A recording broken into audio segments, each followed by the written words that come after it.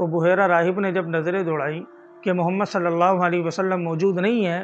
تو ابو طالب سے پوچھا کہ بھائی وہ بچہ کہاں ہے؟ تو ابو طالب نے کہا وہ باہر ہیں۔ تو بحیرہ راہب نے ان کو بلوایا اور ان کا ہاتھ پکڑ کر ابو طالب کے سامنے یہ جملے کہے کہ یہ رحمت للعالمین ہے۔ اس نے ابو طالب سے پوچھا یہ آپ کا کون ہے؟ ابو طالب نے کہا یہ میرا بیٹا ہے۔ تو اس پر بحیرہ راہب نے کہا کہ یہ نہیں ہو سکتا، اور بعض روایات میں آتا ہے کہ کچھ لوگ تلاش کرتے کرتے ہاتھوں میں ہتھیار لیے بحیرہ راہب کے پاس بھی آئے اور کہا کہ اس نشانی کا بچہ یہاں آس پاس دیکھا گیا ہے۔ اس روایات کو لے کر مستشرقین یہ اعتراض کرتے ہیں، حالانکہ یہ دعویٰ بالکل بے بنیاد اور غلط ہے۔ بحیرہ راہب نے تو چند نشانیاں بتائی تھیں۔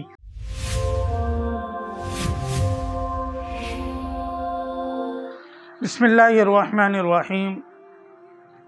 رسول اللہ صلی اللہ علیہ وسلم کی سیرت طیبہ کا سلسلہ الحمدللہ چل رہا ہے،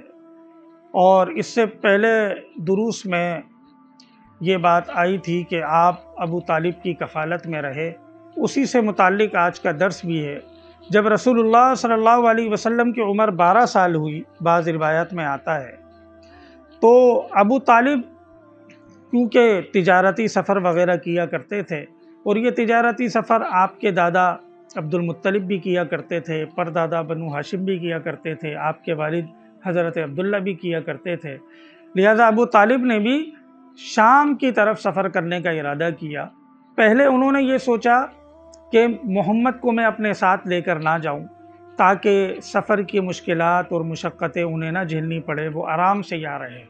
انہوں نے اکیلے سفر کرنے کا ارادہ کیا، لیکن جب رسول اللہ صلی اللہ علیہ وسلم کو اس کی اطلاع ملی کہ آپ کے چچا ابو طالب اکیلے جا رہے ہیں، انہیں ساتھ لے کر نہیں جا رہے، تو آپ بہت غمگین ہو گئے۔ تو یہ دیکھ کر ابو طالب نے رسول اللہ صلی اللہ علیہ وسلم کو اپنے ساتھ لیا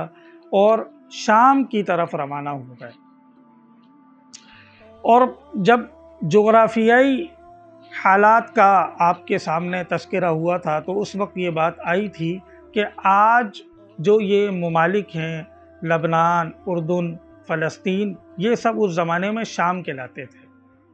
تو شام کی طرف جب روانہ ہوئے تو شام کے جنوب میں ایک شہر ہے جس کا نام ہے بصرہ، ایک تو شہر ہے بصرہ، وہ الگ ہے۔ یہ شام کے جنوب میں ایک شہر ہے، اس کا نام ہے بصرہ۔ جب اس جگہ سے ابو طالب کا قافلہ گزرا جس میں رسول اللہ صلی اللہ علیہ وسلم بھی تھے، تو وہاں پر ایک عیسائی راہب تھا، عیسائی عالم تھا، جس کا نام تھا بحیرہ راہب۔ اس نے پہاڑی پر اپنی عبادت کی جگہ بنا رکھی تھی، اور چونکہ قافلے وہاں سے گزرتے تھے، وہاں ٹھہرتے بھی تھے، تو چونکہ وہ عیسائی عالم تھا تو آسمانی کتابوں میں یہ نشانیاں موجود تھیں کہ جو آخری نبی آئے گا اس کی کیا کیا نشانیاں اور علامات ہوں گی۔ تو بحیرہ راہب نے جب یہ قافلہ دیکھا اور اس قافلے میں اس کی نظر محمد صلی اللہ علیہ وسلم پر پڑی، تو اس نے ابو طالب کو روکا اور ان سے درخواست کر دی کہ ان قافلے والوں کی میں آج رات دعوت کا اہتمام کرنا چاہتا ہوں، اور ان کا کھانا میری طرف سے ہے، کیونکہ ابو طالب نے دعوت قبول کر لی۔ اسی دوران بحیرہ راہب نے ابو طالب سے کہا، جس وقت تمام لوگ کھانا کھا رہے تھے، تو چونکہ رسول اللہ صلی اللہ علیہ وسلم کی عمر کم تھی تو آپ سامان اور اونٹوں کی حفاظت کے لیے باہر بیٹھ گئے۔ تو بحیرہ راہب نے جب نظریں دوڑائیں کہ محمد صلی اللہ علیہ وسلم موجود نہیں ہے تو ابو طالب سے پوچھا کہ بھائی وہ بچہ کہاں ہے؟ تو ابو طالب نے کہا وہ باہر ہیں۔ تو بحیرہ راہب نے ان کو بلوایا اور ان کا ہاتھ پکڑ کر ابو طالب کے سامنے یہ جملے کہے کہ یہ رحمت للعالمین ہے، اور اللہ تعالیٰ نے ان کو تمام جہانوں کا نبی اور سردار بنا کر بھیجا ہے۔ تو ابو طالب نے بڑی حیرت سے پوچھا کہ آپ کو یہ سب باتیں کیسے معلوم ہوئیں؟ تو اس نے کہا کہ جب یہ قافلے میں آ رہے تھے، یہ جس گھاٹی سے گزرتے تو میں وہاں دیکھتا کہ درخت اور پتھر ان کو سجدہ کر رہے ہیں، اور درخت اور پتھر ایسی ہی شخصیت کو سجدہ کر سکتے ہیں جن کو آگے اللہ تعالیٰ نے اپنے فضل سے نبی بنانا ہے، لہٰذا میرا خیال یہ ہے کہ یہ اس امت کا نبی ہے۔ اس نے ابو طالب سے پوچھا یہ آپ کا کون ہے؟ ابو طالب نے کہا یہ میرا بیٹا ہے۔ تو اس پر بحیرہ راہب نے کہا کہ یہ نہیں ہو سکتا، ہم نے اپنی کتابوں میں آخری نبی کی یہ علامات پڑھی ہیں کہ وہ یتیم ہوں گے، ان کے والد نہیں ہوں گے۔ تو ابو طالب نے وضاحت کر دی کہ ان کے والد تو ان کی دنیا میں آنے سے پہلے ہی چلے گئے، یہ میرا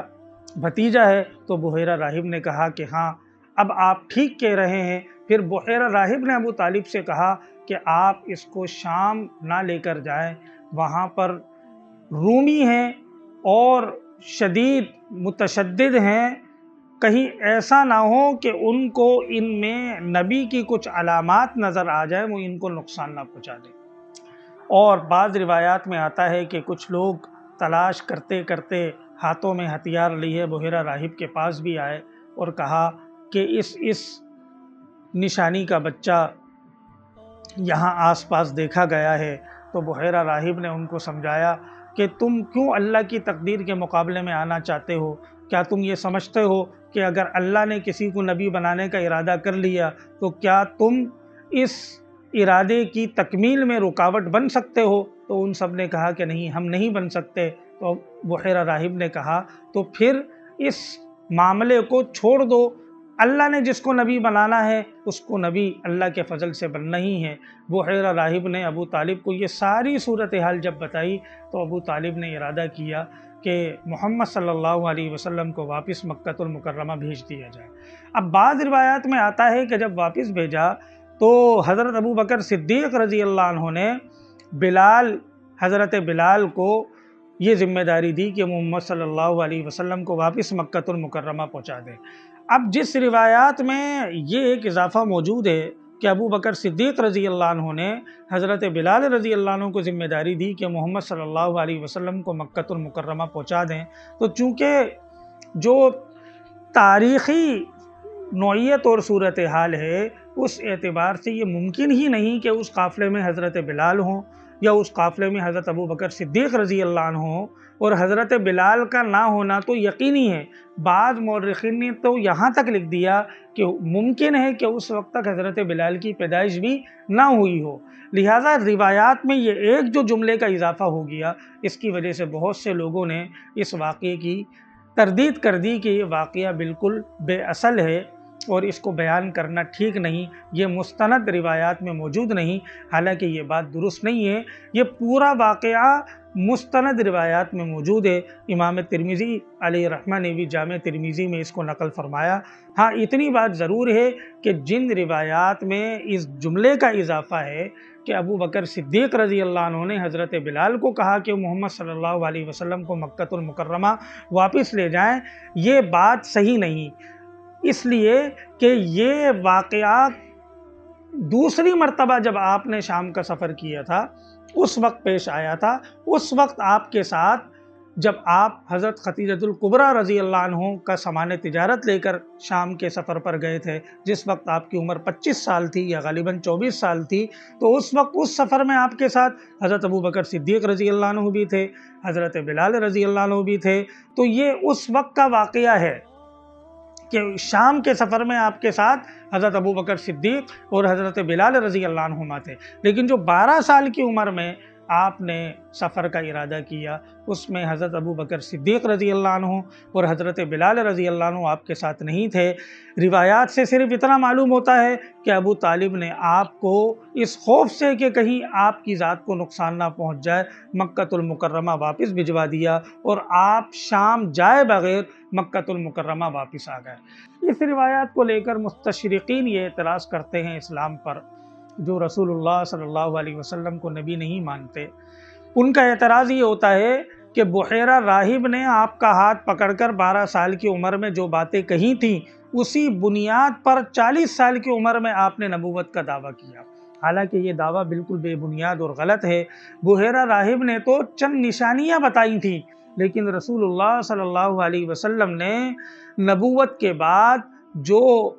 دین اسلام کو پیش کیا، جو مستقبل میں پیش آنے والے واقعات کی پیش گوئیاں فرمائی، اور کچھ ایسی چیزیں آپ کی ذات سے اللہ تبارک و تعالیٰ نے صادر فرمائی جن کو معجزہ کہا جاتا ہے، اور کچھ پیشن گوئیاں فوراً ہی درست بھی ثابت ہو گئی، کچھ آئندہ بھی برحق ثابت ہوں گی، اور ایک انقلاب آپ کی تعلیمات نے برپا کیا۔ تو کیا یہ کہا جا سکتا ہے کہ بحیرہ راہب نے چند منٹ کی گفتگو جو رسول اللہ صلی اللہ علیہ وسلم سے کی، اسی کی بنیاد پر رسول اللہ صلی اللہ علیہ وسلم نے یہ سارے اقدامات کیے؟ ظاہر ہے یہ بات عقل میں آنے والی نہیں ہے، لیکن یہ اعتراض ان لوگوں کی جانب سے کیا جاتا ہے جو رسول اللہ صلی اللہ علیہ وسلم کی نبوت کے دعوے دار نہیں ہیں، لہٰذا یہ اعتراض بالکل من گھڑت اور بے بنیاد ہے۔ رسول اللہ صلی اللہ علیہ وسلم کو اللہ نے جو دین اور اسلام، جو تعلیمات، جو وحی کی برکات عطا فرمائی تھی، اسی بنیاد پر آپ نے یہ اسلام کی تعلیمات اور دین کی تعلیمات کے ذریعے جو برائیاں تھیں، جو خامیاں تھیں، جو خرابیاں تھیں، اور جو کچھ معاشرے کے اندر بگاڑ تھا، رسول اللہ صلی اللہ علیہ وسلم نے دین اسلام کی برکت سے اس زمانے میں جو ظلم کی اور بدحالی کی تاریکی پھیلی ہوئی تھی، اس کو قرآن اور وحی کے نور سے اس جگہ کو منور فرمایا۔ تو یہ در حقیقت خاص دین تھا، اسلام تھا، خاص اللہ تبارک و تعالیٰ کا علم تھا جو وحی کی صورت میں اللہ نے آپ کو عطا فرمایا تھا۔ لہٰذا ان جیسے مستشرقین کے اعتراضات کو ذہن میں لا کر رسول اللہ صلی اللہ علیہ وسلم کی نبوت کے معاملے میں ادنا سا بھی شک اور شبے کا ذہن میں آ جانا، یہ انسان کے اسلام اور ایمان کے لیے بڑا ہی خطرناک ہے۔ اس لیے ان جیسی باتوں سے ہر مسلمان کو چاہیے کہ وہ اپنے آپ کو بچائے۔ تو یہ وہ پورا واقعہ تھا جو 12 سال کی عمر میں آپ کا جو سفر ہوا، یہ آپ کا پہلا تجارتی سفر تھا جو نامکمل رہا، اور مقام بصرہ سے یہ شام کے جنوب میں ہے، شام پہنچنے سے پہلے ہی یہ بصرہ آتا ہے، آپ وہاں سے واپس مکہ المکرمہ آ گئے۔ السلام علیکم ورحمۃ اللہ وبرکاتہ۔